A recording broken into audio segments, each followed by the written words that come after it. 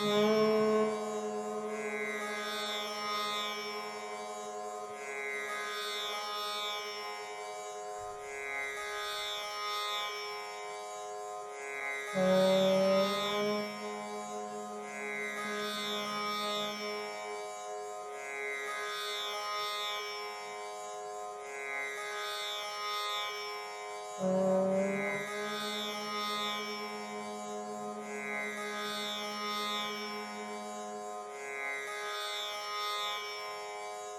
श्री गणेशाय नमः। ओम श्री सरस्वत्यै नमः। ओम श्री गुरुभ्यो नमः। समस्त जन कल्याणे निरतं करुणामयं नमामि चिन्मयं देवं सद्गुरुं ब्रह्मविद्वरं सद्गुरुं ब्रह्मविद्वरम्। ॐ सहना भवतु सहनौ भुनक्तु सह वीर्यं करवावहै तेजस्विनावधीतमस्तु मा विद्विषावहै। ॐ शान्ति शान्ति शान्तिः। ॐ नमः शिवाय ॐ नमः शिवाय ॐ नमः शिवाय ॐ नमः शिवाय ॐ नमः शिवाय ॐ नमः शिवाय ॐ नमः शिवाय ॐ नमः शिवाय ॐ नमः शिवाय ॐ नमः शिवाय। हर नमः पार्वती पतये हर हर महादेव शंभो शंकर। श्री राम जय जय राम श्री राम जय जय राम श्री राम जय जय राम श्री राम जय जय राम श्री राम जय जय राम श्री राम जय जय राम श्री राम जय जय राम श्री राम जय जय राम। जय सीताराम जय राजा राम श्याम रामचंद्र की जय। पवन सुत हनुमान की जय। हनुमान स्तुति। अतुलित बलधामं हेमशीलाभदेहं धनुजवन कृशानुं ज्ञानिनामग्रगण्यं सकलगुणनिधानं वानराणामधीशं रघुपतिप्रियभक्तं वातजातं नमामि रघुपतिप्रियभक्तं वातजातं नमामि। ॐ बुद्धिर्बलं यशोधैर्यं निर्भयत्वमरोगता अजाड्यं वाक्पटुत्वं च हनुमत्स्मरणात् भवेत्। 8వ చౌపాయి నుండి చూడండి। प्रभु चरित्र सुनिबे को रसिया राम लखन सीता मन बसिया सूक्ष्म रूप धरि सियहि दिखावा बिकट रूप धरि लंक जरावा भीम रूप धरि असुर संहारे रामचंद्र के काज सवारे लाय संजीवन लखन जियाए श्री रघुबीर हर्षि उर लाए रघुपति कीन्ही बहुत बड़ाई तुम मम प्रिय भरत ही सम भाई सहस बदन तुम्हरो जस गावै अस कहि श्रीपति कंठ लगावै सनकादिक ब्रह्मादि मुनीसा नारद सारद सहिता हीसा जेम कुबेर दिगपाल जेहाते कवि कोविद कहि सके कहाते तुम उपकार सुग्रीव ही कीन्हा राम मिलाए राजपद दीन्हा। శ్రీరామచంద్ర ప్రభు యొక్క చరిత్రను వింటూ ఆనంద పారవస్య స్థితిని పొందుతూ ఉండేటువంటి హనుమంతుల వారికి నమస్కారం। రామ లఖన సీతామన వసియ. నిరంతరము ఆనంద స్వరూపుడైనటువంటి జ్ఞాన స్వరూపమైనటువంటి రాముల వారిని, భక్తి స్వరూపమైనటువంటి సీతమ్మ వారిని, వైరాగ్య తపస్సుతో కూడి ఉన్నటువంటి లక్ష్మణ స్వామిని హనుమంతుల వారి యొక్క హృదయంలో నిలిపి ఉంచుతారు అని చెప్తున్నారు. హనుమంతుల వారిలో ఈ లక్షణాలన్నీ కూడా ఉన్నాయని చెప్పుకున్నారు. సూక్ష్మ రూపధరి సియహిది కావ, బికట రూపధరి లంక జరావ. సూక్ష్మ రూపంలో లంకలోనికి ప్రవేశించి చిన్న రూపంలో సీతమ్మ వారిని కలవడం జరిగింది. బికట రూపధరి లంక జరావ. వికృతమైనటువంటి భయంకరమైనటువంటి భీకర రూపాన్ని ధరించి లంకని లంకని దహింప చేయడం జరిగింది. అనేక మంది అసురులని కూడా సంహరించడం జరిగింది. భీమ రూపధరి అసుర సంహారి. అసురులు అంటే ఒక అర్థం వచ్చేసి అసుసు రమంతే ఇది అసురాహ అంటారు. ఎవరైతే ఎప్పుడూ కూడా శరీరంతో తాదాత్మ్యత చెంది ఈ శరీరాన్ని సుఖపెట్టాలి, ఇంద్రియ సుఖభోగాలు పొందాలి అని అనుకుంటూ ఉంటారో అటువంటి వాళ్ళందరూ కూడా అసురులతో సమానమని చెప్తారు. అసువులు అంటే ఒక అర్థం ప్రాణాలు అని వస్తుంది. మనలో ఉన్నటువంటి దేహభావాన్ని తొలగించేటువంటి వారే హనుమంతుల వారు. ఎక్కడ చిన్నగా ఉండాలి, ఎక్కడ పెద్దగా ఉండాలి, ఎక్కడ తన యొక్క పరాక్రమాన్ని చూపించాలి, ఎక్కడ వినయ భావాన్ని ప్రకటించాలి అన్నటువంటిది హనుమంతుల వారు చక్కగా ఆచరించి మనకి బోధ చేయడం జరిగింది. రామచంద్రికే కాజ సవారి, లాయ సజీవన లఖన జియాయి, శ్రీ రఘుబీర హరశివుర లాయి. రామ కార్యాన్ని నిర్వర్తించినటువంటి వారు సంజీవన్ని తీసుకొని వచ్చి లక్ష్మణ స్వాముల వారిని మూర్ఛ నుండి బయటికి తెప్పించినటువంటి వారు. ఈ కార్యం చేయటం వల్ల రామచంద్ర ప్రభు ఎంతగానో సంతోషించి హనుమంతుల వారిని ఆయన హృదయం దగ్గరికి తీసుకోవడం జరుగుతుంది. రఘుపతికి హి బహుత బడాయి, తుమ మమ ప్రియ భరతకి సమభాయి. హనుమాను నా యొక్క ప్రియమైనటువంటి ఇష్టమైనటువంటి భరతునితో సోదరునితో సమానము అని హనుమంతుల వారిని ఎంతగానో ప్రశంస చేయటము ఆదరించడము జరిగింది. సహస బదన తుమ్హరోజస గావై, అసకహి శ్రీపతి కంఠలగావై. సహస అంటే సహస్ర, 1000 నోళ్లతో కూడి ఉన్నటువంటి ఆ శేష భగవానుడు సైతం నీ యొక్క కీర్తిని సంపూర్ణంగా గానం చేయలేరు అని చెప్తున్నారు. అసకహి శ్రీపతి కంఠలగావై. ఇక్కడ శ్రీపతి అంటే విష్ణుమూర్తి అని వస్తుంది. విష్ణు అవతారం, విష్ణు వచ్చేసి రామావతారంలో వచ్చినారు కాబట్టి శ్రీరామచంద్ర ప్రభు హనుమంతుల వారిని ప్రశంసించి దగ్గరికి తీసుకోవడం జరిగింది. కేవలం రాముల వారు మాత్రమే కాదు, ముల్లోకాల్లో ఉన్నటువంటి వాళ్ళందరూ కూడా హనుమంతుల వారిని ఎంతగానో కీర్తించడం జరిగిందని చెప్తూ, సనకాదిక బ్రహ్మాది మునీస నారద సారద సహితాహీస జమ కుబేర దిక్పాల జిహాతే కవి కోబిద కహి సకే కహాతే. సనక సనందనాది ఋషులు, బ్రహ్మదేవుడు మొదలైనటువంటి దేవతలందరూ కూడా, ఋషులు, మునులు, నారద మహర్షుల వారు, సాక్షాత్తు శారదాదేవి సహిత అహీస. అహీస అంటే శేష భగవానుడు. జమ అంటే యమధర్మరాజు. సంపదకి అంతటికి అధిపతి అయి ఉన్నటువంటి కుబేరుల వారు, అష్ట దిక్పాలకులు, కవులు, కోవిదులు, పండితులైనటువంటి వాళ్ళందరూ కూడా మీ యొక్క గొప్పతనాన్ని ప్రశంసిస్తూ కీర్తిస్తూ ఉన్నారని చెప్తున్నారు. తుమ ఉపకార సుగ్రీవహికీన్హ రామ మిలాయ రాజపద దీన్హ. హనుమంతుల వారి యొక్క మాటని అనుసరించి సుగ్రీవుల వారు రామచంద్ర ప్రభువును కలిసి ఉన్నతమైనటువంటి స్థితిని పొందడం జరిగింది. రాజపద దీన్హ, రాజ పదవిని కూడా పొందున్నారని చెప్తున్నారు. తుమ ఉపకార, హనుమంతుల వారి యొక్క సహజ స్వభావమే ఉపకారము చేయటం.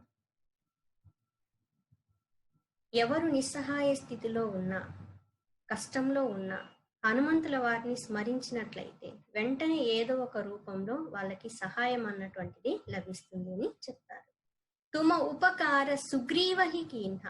సుగ్రీవుల వారికి మీరు చేసినటువంటి ఉపకారం వల్ల రామ మిలాయ, రామచంద్ర ప్రభువుతో, ఇక్కడ మిలాయ అంటే రామచంద్ర ప్రభువుతో కలపటం వల్ల, మైత్రి అన్నటువంటిది ఏర్పాటు చేయటం వల్ల రాజపద దీన్హ, ఆ సుగ్రీవుల వారు రాజపదాన్ని కూడా పొందగలిగి ఉన్నారు అని చెప్తున్నారు.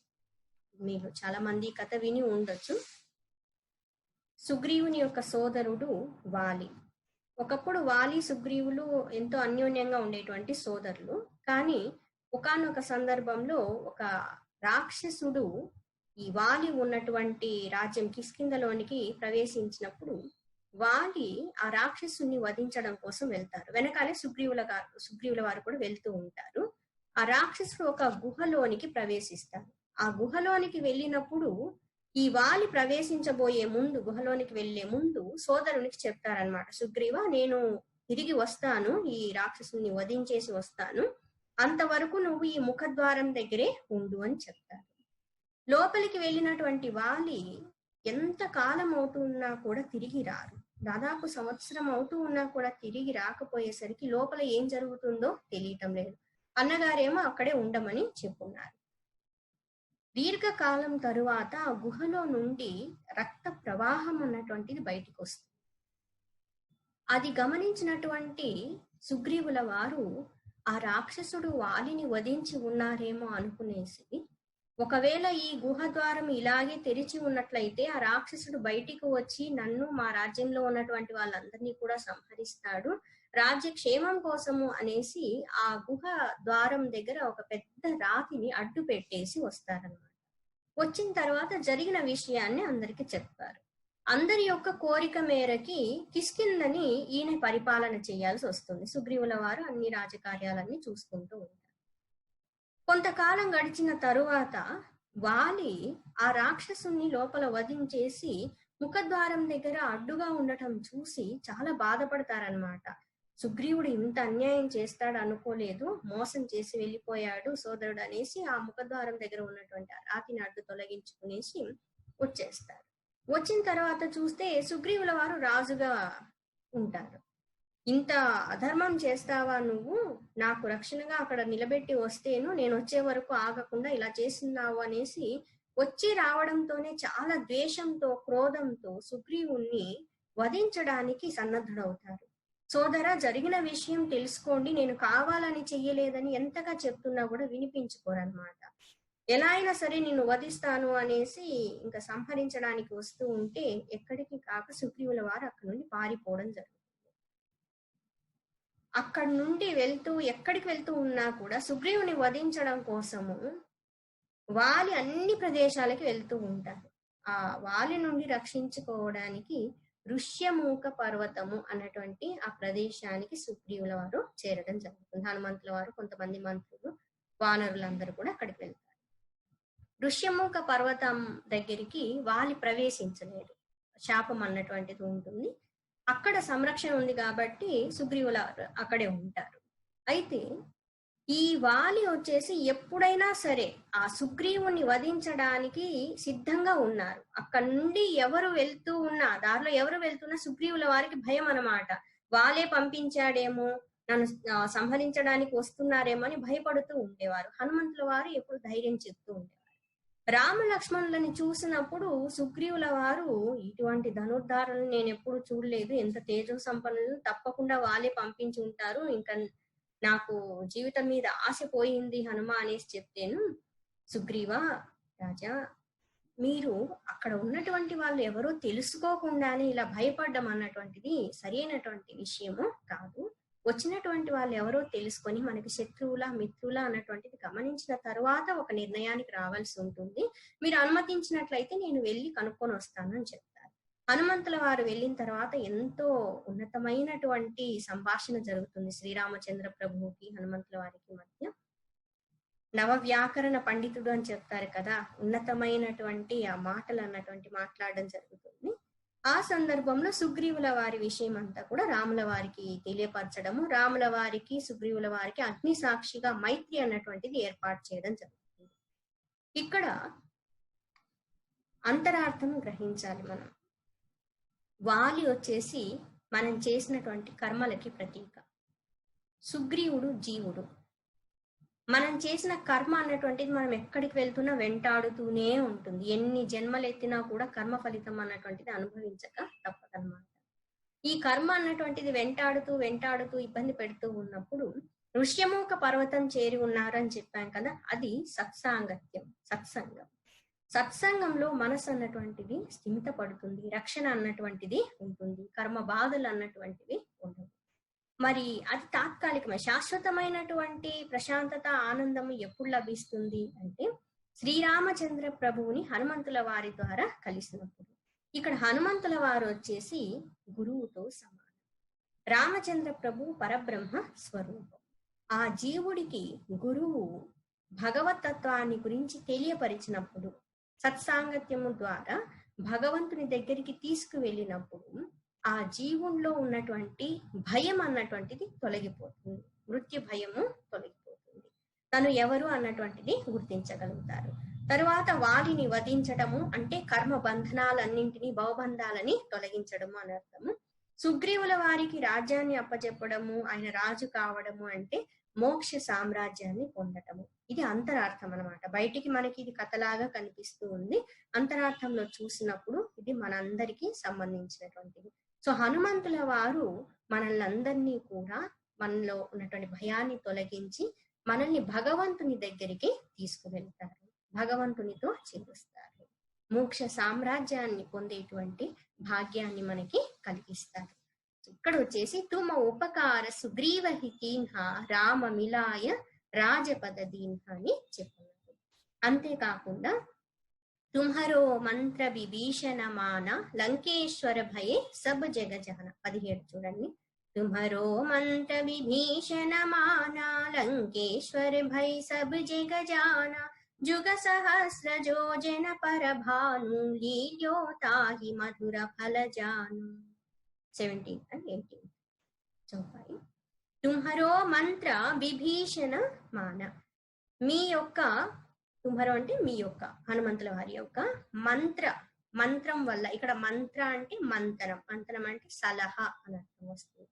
మీ సలహా మేరకు విభీషణ మాన, మీ సలహాని, విభీషణ అంటే విభీషణుల వారు, రావణాసుని సోదరు, సత్వగుణ సంపన్నుడై ఉన్నటువంటి రామభక్తుడైనటువంటి విభీషణుల వారు మీ యొక్క సలహాని పాటించటం వల్ల లంకేశ్వర భయ సబ్ జగ జాన, లంకకి అధిపతి అయి ఉన్నాడు అన్నటువంటిది సబ్ జగ జాన, ఈ జగత్తులో అందరికీ తెలిసినటువంటి విషయమే. మీరు చెప్పినటువంటి మంచి వాక్కులని ఆలకించడం వల్ల, రామచంద్ర ప్రభువుని శరణు వేడడం వల్ల విభీషణుల వారు ఉన్నతమైనటువంటి స్థితిని పొంది ఉన్నారు, లంకకి రాజు కావడము జరిగింది అని చెప్తున్నారు. ఇక్కడ వచ్చేసి విభీషణుల వారిని హనుమంతుల వారు కలిసినటువంటి ఘట్టము గోస్వామి తులసీదాస్ గారు చక్కగా వర్ణన చేస్తున్నారు సుందరకాండలో. సీతమ్మ వారి అన్వేషణ కోసం హనుమంతుల వారు లంకలోనికి ప్రవేశించినప్పుడు భవనంలో ప్రవేశిస్తూ అన్ని చోట్ల వెతుకుతూ ఉంటారు, అమ్మవారి కోసం అన్వేషణ చేస్తూ ఉంటారు. అలా అన్ని ప్రదేశాలు తిరుగుతూ ఉన్నప్పుడు ఒక చోట తులసి కోట కనిపిస్తుంది, తులసి చెట్టు ఉన్నటువంటి ప్రదేశం కనిపిస్తుంది. ఈ లంకలో తులసిని పూజించే వాళ్ళు ఎవరో ఉన్నారంటే తప్పకుండా ఇది భక్తుల ఇంట్లో అయి ఉంటుంది అని హనుమంతుల వారు గుర్తిస్తారు. ఇంకొంచెం దగ్గరికి వెళ్ళి చూస్తే ఆ ఇంటికి ఉన్నటువంటి కొన్ని గోడల మీద వాటిల్లో ధనుర్బాణములు కనిపిస్తాయి. అవి రామచంద్ర ప్రభువు. వెంటనే గుర్తిస్తారనమాట, ఇక్కడ ఎవరో రాముల వారి భక్తుడు ఉన్నారు అని గమనిస్తారు, తెలుసుకుంటారు. ఇంకొంచెం దగ్గరికి వెళ్ళేసరికి ఆ ప్రదేశము నుండి శ్రీరామ్ శ్రీరామ్ శ్రీరామ్ అని భగవంతుని యొక్క నామము చాలా నెమ్మదిగా వినిపిస్తూ ఉంటుందన్నమాట. ఆ ధ్వనిని గమనించినటువంటి హనుమంతుల వారు ఆ గృహంలోనికి ప్రవేశిస్తారు. ఎవరా అని చూస్తే రావణాసురుని సోదరుడైనటువంటి విభీషణుల వారు. విభీషణుల వారిని కలిసినప్పుడు హనుమంతుల వారిని వెంటనే గుర్తిస్తారనమాట, చెప్తారు నేను ఈ విధంగా రామ కార్యం కోసం వచ్చి ఉన్నాను అని చెప్తారు. విభీషణుల వారు హనుమంతుల వారిని చూసి ఎంతో ఆనందించి, నేను చాలా కాలం నుండి మీలాంటి భక్తుని కోసం ఎదురు చూస్తూ ఉన్నాను, భగవంతుని యొక్క రాముల వారి యొక్క అనుగ్రహం కోసం ఎదురు చూస్తున్నాను, ఆయన అనుగ్రహ భాగ్యం కావాలి, ఆయన దర్శనాన్ని పొందాలనుకుంటున్నాను అని చెప్తూ ఆయన యొక్క పరిస్థితిని చెప్తారనమాట. ఈ లంక అన్నటువంటిది అనేక మంది దుష్ట రాక్షసులతో కూడి ఉన్నటువంటిది, వాళ్ళందరూ నివాసం ఇక్కడ ఉన్నారు. నేను రాముల వారిని స్మరించాలన్నా కూడా చాలా భయపడుతూ స్మరణ చేయాల్సి ఉంటుంది. అంతే కదా, భక్తులుగా సాధకులుగా ఉన్నటువంటి వాళ్ళకి ఆ అనుకూల పరిస్థితులు ఉన్నట్లయితే పర్వాలేదు. లేకపోతే వాళ్ళు ఏదన్నా జపం చేయాలన్నా, ధ్యానం చేయాలన్నా, ఒక పుస్తకం చదవాలన్నా, మంచి గ్రంథం ఏదైనా అధ్యయనం చేయాలన్నా, ఒక భజన పాడాలన్నా కూడా అన్నిటికీ ఆలోచించాల్సొస్తుంది. ఎవరేమంటారో, ఏమనుకుంటారో, ఏమి ఇబ్బంది కలిగిస్తారో అన్నటువంటి భావన ఉంటుంది. అందరూ భక్తులై ఉన్నట్లయితే ఇంకా ఆనందంతో అన్నీ కూడా సాధనలు చేస్తూ ఉండొచ్చు. ఇక్కడ విభీషణుల వారు ఏమని చెప్తారంటే, హనుమా నేను ఈ లంకలో ఎలా ఉన్నాను అంటే దంతముల మధ్య ఉన్నటువంటి నాలుకలాగా ఉంది నా పరిస్థితి అని చెప్తారు.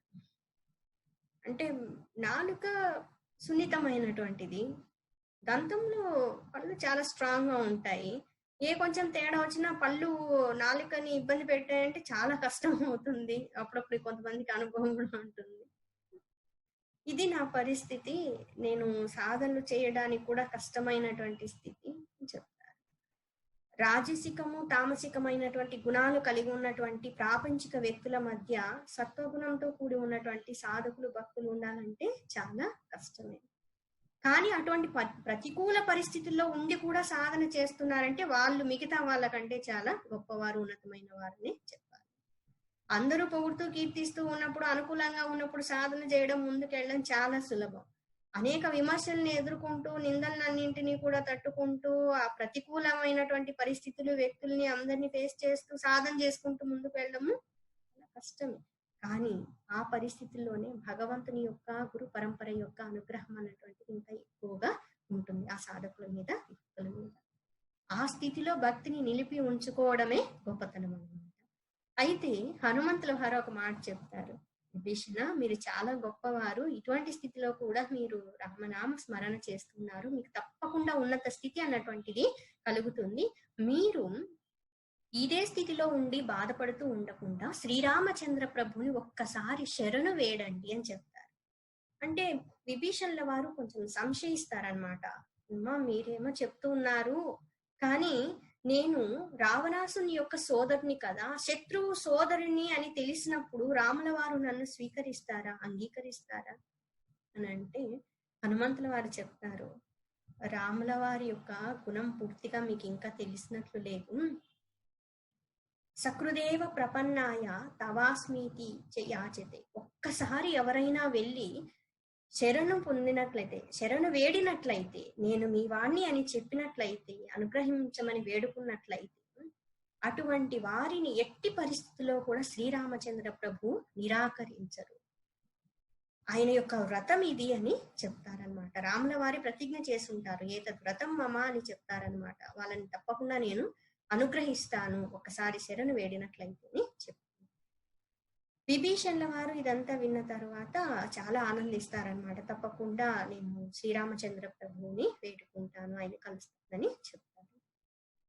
ఇక్కడ ఒక విషయం చెప్పుకున్నాను కదా, నాలుకలాగా నేను దంతముల మధ్య ఉన్నానని చెప్పుకున్నారు కదా. ఇంకొకటి కూడా గమనించాలి, నాలుక సున్నితమైందైనా దంతముల కంటే శక్తివంతమైంది కూడా. ఎలాగూ అంటే నాలుకతో మాట్లాడే మాటల మీదే పండ్ల యొక్క రక్షణ అన్నటువంటిది ఆధారపడి ఉంటుంది కదా. ఎవరైనా మల్ల యుద్ధం చేసేవాళ్ళో లేకపోతే బాగా కరాటీ నేర్చుకున్న వాళ్ళు ఎదురుగా వెళ్ళేసి రెండు చెడ్డ మాటలు అన్నారు అనుకోండి, పాట్ మని కొడితే 32 బయటకు వచ్చేస్తాయి. అంతే కదా. నాలుక కూడా చాలా పవర్ఫుల్. భక్తులు సున్నితంగా నెమ్మదిగా ఉన్నట్టు అనిపించవచ్చు, కానీ వాళ్ళలో అమితమైనటువంటి శక్తి కూడా ఉంటుంది, భగవంతుని శక్తి, గురువుల ఆశీర్వాద బలం ఉంటుంది. లంకలో అంతమంది దుష్టుల మధ్య ఉన్నా కూడా ఆ సద్భావాల్ని కలిగి ఉండి విభీషణుల వారు రాముల వారిని కలిసి ఉన్నత స్థితిని పొందడం జరిగింది. ఇక్కడ విభీషణుల వారు రాముల వారిని కలవడానికి వెళ్ళినప్పుడు మిగతా వాళ్ళు సంశయిస్తారనమాట. అందులోనూ యుద్ధం ప్రారంభం కాబోయే సమయంలో శత్రువుల వైపు నుండి ఒక వ్యక్తి వచ్చి, నేను మిమ్మల్ని కలవాలనుకున్నాను, మీతో పాటు ఉంటాను అని చెప్తే, స్నేహం కోరుతున్నాను అని అన్నప్పుడు అంత సులభంగా అంగీకరించడము సాధ్యం కాదు. మిగతా వాళ్ళందరూ సంశయిస్తూ ఉన్నప్పుడు సుగ్రీవుల వారు కానీ వాళ్ళు చెప్తారనమాట, కొంచెం ఆలోచించాలి అనేసి. హనుమంతుల వారు అంటారు, ఒక వ్యక్తి శరణు చొచ్చి ఇట్లా వచ్చినప్పుడు, శరణు వేడినప్పుడు మనం ఆశ్రయం ఇవ్వటమే మంచిది అనేసి చెప్తారు. రాముల వారు వెంటనే అంగీకరిస్తారనమాట. రాముల వారు ఒక్క మాట అంటారు, హే లంకేశ్వర సంబోధించేటప్పుడు విభీషణుల వారిని. అక్కడ రావణాసుడు ఇంకా బ్రతికే ఉన్నారు, యుద్ధం పూర్తి కాలేదు, రావణ సంహారం జరగలేదు, కానీ విభీషణుల వారిని లంకేశ్వర అని సంబోధిస్తారు. అంటే ఎప్పుడైతే శ్రీరామచంద్ర ప్రభువుని వేడుకున్నారో అప్పుడే ఆయనకి రాజ్యం అన్నటువంటిది లభించడం. ఎప్పుడైనా కూడా భగవంతుడు అనుగ్రహించడానికి సిద్ధంగానే ఉంటారు, కానీ అర్హత అన్నటువంటిది మనకి ఉండాలి. సంపూర్ణ శరణాగతి భావన అన్నటువంటిది మనలో కలగాలి. అయితే ఇటువంటి స్థితిని కల్పించేది ఎవరు అంటే హనుమంతుల వారు, గురుస్వరూపం. సుగ్రీవుల వారిని, విభీషణుల వారిని, అనేక మందిని భక్తులందరినీ కూడా రామచంద్ర ప్రభువు దగ్గరికి చేర్చడం జరిగింది. నారద మహర్షుల వారు, హనుమంతుల వారు ఇటువంటి వాటిలో ఎక్స్పర్ట్స్ అని చెప్పొచ్చు అనమాట. నారద మహర్షుల వారు కూడా అంతే. పురాణ ఇతిహాసాల్లో చూసినట్లయితే భక్తులందరికీ మార్గదర్శకం చేస్తూ భగవతత్వాన్ని పొందేలా చేస్తున్నారు. ప్రహ్లాదుల వారికి బోధ చేస్తున్నారు, ధ్రువుల వారికి బోధ చేస్తున్నారు. ప్రతి ఒక్కరి హృదయంలో భక్తిని, జ్ఞానాన్ని నింపడమే నారద మహర్షుల వారు, హనుమంతుల వారి యొక్క లక్ష్యం. తర్వాత జుగ సహస్ర జో జన పరభాను లీల్యోతాహి మధుర ఫలజాను. జుగ అంటే యుగ, సహస్ర అంటే జోజన అంటే యోజనం, పరభాను, భాను అంటే సూర్య భగవాన్, సూర్యబింబం అని అర్థం. పరభాను వేల కొద్ది యోజనాల దూరంలో ఉన్నటువంటి సూర్యుణ్ణి లీల్యోతాహి మధుర ఫలజాను, అది ఒక మధురమైనటువంటి పండు, అందంగా ఉన్నటువంటి పండు అనుకునేసి ఆకాశంలోనికి ఎగిరి ఆ పండుని తినాలని అనుకున్నారు. అందుకు అలవోకగా చాలా సులభంగా ఆ పండుని అందుకోవడం జరిగింది. ఈ కథ గురించి మనం ముందు ఒకసారి చెప్పుకొని ఉన్నాము. హనుమంతుల వారు చిన్నగా ఉన్నప్పుడే ఆ సూర్యుని చూసినప్పుడు ఆయనకి పండులాగా అనిపించింది. ఇది కల్పిత కథ కాదు, ఇవన్నీ నిజంగా జరిగినటువంటివి. హనుమంతుల వారు ఆ చిన్న రూపంలో ఉండగానే ఆకాశంలో గాల్లో అలా ఎగిరిపోయేసి సూర్యుడిని పండు అనుకునేసి మింగేయడము, తర్వాత ఇంద్రుడు వచ్చేసి వజ్రాయుధంతో కొడితే మళ్ళీ బయటికి తీసుకురావడము, అదంతా కూడా జరిగింది. అందుకే హనుమాన్ అని పేరు కూడా వచ్చిందని చెప్పుకుని ఉన్నాను కదా. మరి అంత చిన్నగా ఉన్నటువంటి హనుమంతుల వారిలో అంత శక్తి ఎలా వచ్చింది? ఇది సాధ్యం అవుతుందా? ఎవరన్నా సూర్యుని దగ్గరికి వెళ్ళగలరా? మండుతున్న అగ్నికోలం అని చెప్తారు కదా, మరి సూర్యుని ఎలా మింగగలుగున్నారు? పైగా వేల యోజనాల దూరం ఉంది అని చెప్తున్నారు. ఏ సైంటిస్ట్ చెప్పకముందే మనకి ఆల్రెడీ ఇందులో చెప్పిన గోస్వామి తులసిదాస్ గారు జుగ సహస్ర యోజన పరభాను అన్నటువంటి చెప్పినప్పుడు కరెక్ట్ గా భూమికి సూర్యునికి మధ్య ఎంత దూరం ఉందో ఇందులో కూడా చెప్పడం జరుగుతుందండి. మరి హనుమంతుల వారు ఎలా వెళ్ళగలిగి ఉన్నారు? ఇది సాధ్యమా అంటే ఎస్, సాధ్యం. మన స్థాయిలో చూసినప్పుడు మనకి అసాధ్యమని అనిపించవచ్చు, కానీ అనేక సిద్ధులని, వరాలని కలిగి ఉన్నటువంటి దైవాంశ సంభూతులు కాదు, సాక్షాత్తు దైవమే అయినటువంటి హనుమంతుల వారికి ఇది సాధ్యం. ఇప్పుడు పరమశివుల వారు, విష్ణుమూర్తి, బ్రహ్మదేవుల వారు, దేవీమాత, గణపతుల వారు ఇలా దేవతామూర్తులుగా ఎలా ఉన్నారు, ఆ పరబ్రహ్మ స్వరూపమే హనుమంతుల వారు కూడా. అయితే రామావతారంలో ఆయన ఒక సేవకుడిగా సేవాభావంతో ఆ రూపంలో రావడం జరిగిందనమాట. అంతరార్థంలో చూసినప్పుడు ఆయన కూడా పరబ్రహ్మ స్వరూపము. మనం గణపతుల వారిని స్తుతి చేసేటప్పుడు గణపతి అథర్వ శీర్షంలో వస్తుంది కదా, ఆయనే సాక్షాత్తు పరబ్రహ్మ స్వరూపంగా కీర్తిస్తాము. ఒక అవతారంలో ఒక అంశగాట్లో చూసినప్పుడు పార్వతీదేవి కుమారుడు, పరమశివుల వారి కుమారుడు గణపతి అని చెప్తాం. కానీ పరబ్రహ్మ స్థాయి నుంచి చూసినప్పుడు త్వమేవ ప్రత్యక్షం బ్రహ్మాసి అని చెప్తాం కదా, ఆయనే సాక్షాత్తు పరబ్రహ్మ స్వరూపం. ఇక్కడ హనుమంతుల వారు కూడా భగవత్ స్వరూపం. ఆ శక్తులన్నీ ఆయనలో ఉన్నాయి. ఒకటేనంటే తక్కువ స్థాయి నుండి చూసినప్పుడు ఉన్నతమైనటువంటి అసాధ్యమేమో అనిపించవచ్చు. ఇప్పుడు చీమ స్థాయి నుండి, దోమ స్థాయి నుండి చూసినట్లయితే మనం చేసే పనులు చాలా గొప్పగా వాటికి అనిపించవచ్చు. వాటికి చిన్న చిన్న ప్రదేశాల్లోకి వెళ్ళడానికి, ఎక్కడానికి కష్టం ఉంటుంది. మరి మానవులు ఎన్ని పెద్ద పెద్ద పనులన్నీ చేస్తున్నారు కదా, అలా పోల్చుకున్నప్పుడు మనం గొప్పగా అనిపించవచ్చు. దేవతలతో మానవులు ఇలా పోల్చుకున్నప్పుడు దేవతలు చేసేటువంటి కార్యాలు మనము చేయలేము.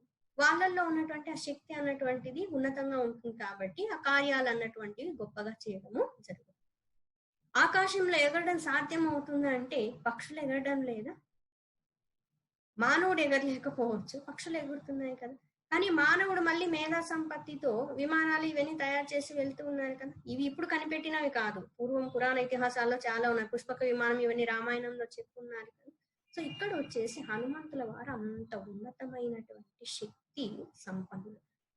సూర్యుణ్ణి సైతము ఒక పండు అనుకొని నోట్లో పెట్టుకొని మింగగలిగి ఉన్నారంటే అప్పటికి సూర్యుని యొక్క తేజస్సుతో సమానమైనటువంటి శక్తి ఆయనలో ఉండి ఉంది, అంతే కదా. లేకపోతే ఆయన దగ్గరికి వెళ్తేనే మాడి మసైపోతారు కదా. మీరు సంపాతి ఆ కథ వినే ఉంటారు. జటాయు సంపాతి పోటీ పెట్టుకునేసి సూర్య భగవాన్ దగ్గరికి వెళ్ళాలనుకున్నప్పుడు రెక్కలు కాలిపోయి పడిపోవడం జరుగుతుంది కదా. మరి అటువంటి సూర్యుడిని మీరు ఒక పండులాగా మధుర ఫలంలాగా నోట్లో పెట్టుకుని ఉన్నారు, అంత గొప్పవారు హనుమాన్ అనేసి కీర్తిస్తూ ఉన్నారు. మరి ఇంత ఉన్నతమైన కార్యాలు చేసినటువంటి హనుమంతుల వారు మనకొచ్చే చిన్న చిన్న కష్టాలని తీర్చి తప్పకుండా प्रभु मुद्रिका मेली मुख माही जलधि लांगी गई अचरज नाही दुर्गम काज जगत के जेते सुगम अनुग्रह तुम्हारे तेते 19 చూడండి చౌపాయి. ప్రభు ముద్రిక మేలి ముఖ మాహి జలధి లాంగి గై అచరజ నాహి. ప్రభు ముద్రిక, ఇక్కడ ప్రభు అంటే శ్రీరామచంద్ర ప్రభు, ముద్రిక అంటే ఉంగరం. మేలి ముఖ మాహి, శ్రీరామచంద్ర ప్రభు యొక్క ఆ ముద్రికని ఉంగరాన్ని నోటిలో పెట్టుకున్నారు అని చెప్తున్నారు. జలధి లాంగి గై అచరజ నాహి, కష్టసాధ్యమైనటువంటి దుష్కరమైనటువంటి ఆ సాగరాన్ని, 100 యోజనాలతో కూడి ఉన్నటువంటి సాగరాన్ని గాలిలో ఎగురుతూ అలవోకగా మీరు దాటగలిగి ఉన్నారని చెప్తున్నారు. ఇక్కడ అంతరార్థం గ్రహించాల్సి ఉంటుంది. హనుమంతుల వారు రాముల వారు ఇచ్చినటువంటి ఉంగరాన్ని ఆయన ముద్రికను ఆయన దగ్గర పెట్టుకొని ఉన్నారు కదా. మరి సముద్రం దాటేటప్పుడు ఎగురుతూ వెళ్ళేటప్పుడు అది కింద పడిపోలేదా, ఎక్కడ పెట్టుకున్నారా ఆయన కొంతమంది అడుగుతూ ఉంటారనమాట. సో ఇక్కడ సమాధానం చెప్పున్నారు, ముఖము యందు ధరించారని చెప్తారు. అదేంటి రాముల వారి ఉంగరాన్ని నోటిలో పెట్టుకోవడం ఏంటి అనేసి అంటే అంతరార్థం వచ్చేసి నిరంతరము శ్రీరామ నామ జపం అన్నటువంటిది ఆయన చేస్తూ ఉన్నారు. ఆ శక్తి వల్లే ఆయన సముద్రాన్ని దాటడము జరిగింది. అదే విధంగా మనం కూడా భగవంతుని నామస్మరణ చేస్తూ ఉంటే ఈ భవసాగరాన్ని అలవోకగా దాటొచ్చు అని చెప్తున్నారు. హనుమంతుల వారు ఒక్కొక్కసారి చిన్న రూపాన్ని ధరించారు, ఒక్కొక్కసారి పెద్ద రూపాన్ని ధరించారు కదా. మరి ఉంగరం ఎలాగూ సైజ్ ఏమైంది అని అంటే ఆయన చిన్నగా అయినప్పుడు ఉంగరం కూడా చిన్నగా అయిపోయింది, ఆయన పెద్దగా అయినప్పుడు ఉంగరం కూడా పెద్దగా అయిపోయింది. ఇది జోక్ కాదు, నిజంగానే అన్నమాట. ఎందుకంటే భగవంతునికి సంబంధించినటువంటి ఆభరణాలు కానీ వస్త్రాలు కానీ అవన్నీ కూడా చేతన స్వరూపము అని చెప్తున్నారు. అంటే వాటిల్లో కూడా చేతనత్వం ఉంటుందన్నమాట, జడము కాదు. చిదానందమయ దేహ తుమ్హారా అంటారు గోస్వామి తులసీదాస్ గారు.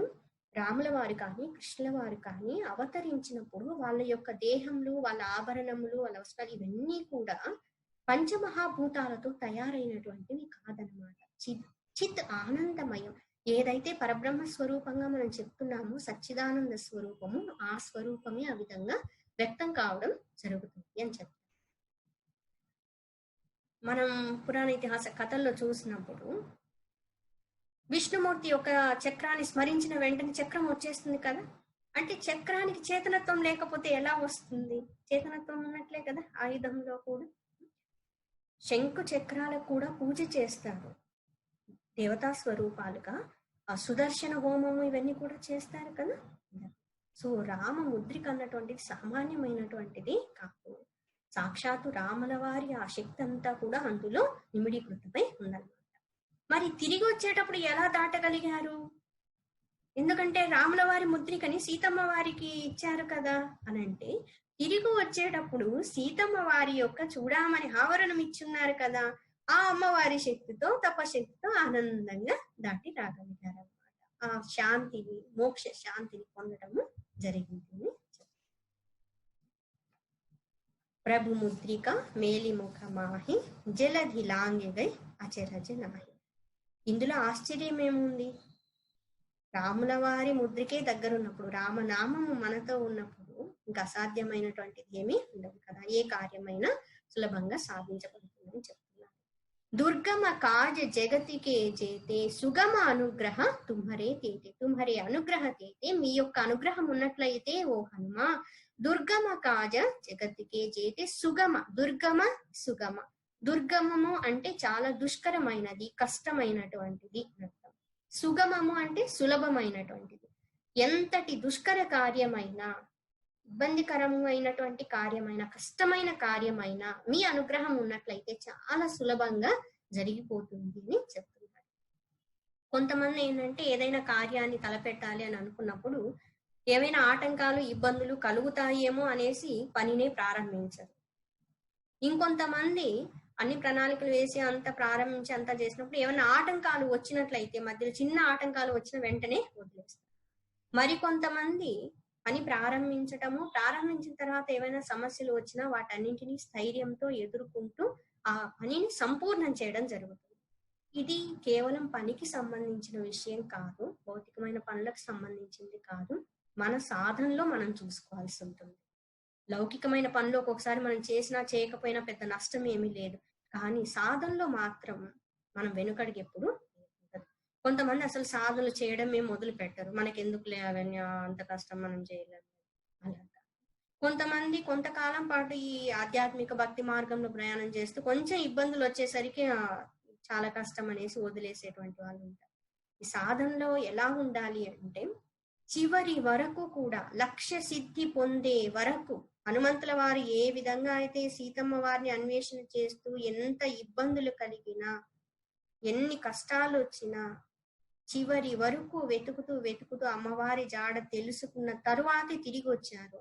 అదే విధంగా సాధకుడు కూడా ఎంత కష్టం అన్నటువంటిది వచ్చినా, సాధనలో ఎన్ని ఒడిదుడుకులు వచ్చినా, శరీరము, మనసు, బుద్ధి ఒక్కోసారి సహకరిస్తాయి, ఒక్కోసారి సహకరించవు. భౌతికమైన పరిస్థితులు ఒక్కోసారి అనుకూలంగా ఉంటాయి, ఒక్కోసారి ప్రతికూలంగా ఉంటాయి. అందరూ సహకరిస్తారని చెప్పలేదు.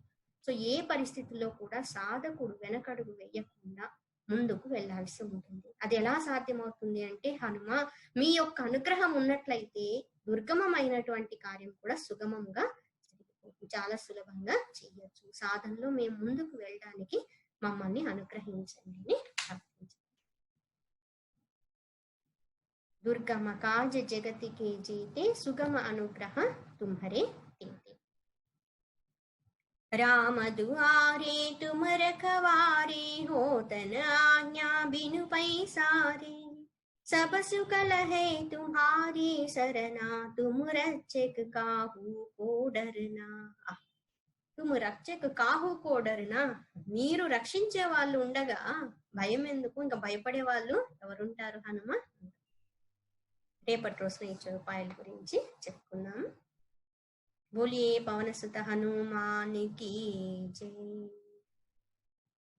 వీర మారుతి గంభీర మారుతి, వీర మారుతి గంభీర మారుతి, ధీర మారుతి అతి ధీర మారుతి, ధీర మారుతి అతి ధీర మారుతి, गीत मारुति संगीत मारुति, गीत मारुति संगीत मारुति, दूत मारुति राम दूत मारुति, दूत मारुति राम दूत मारुति, भक्त मारुति परम भक्त मारुति, भक्त मारुति परम भक्त मारुति, वीर मारुति गंभीर मारुति, गंभीर मारुति।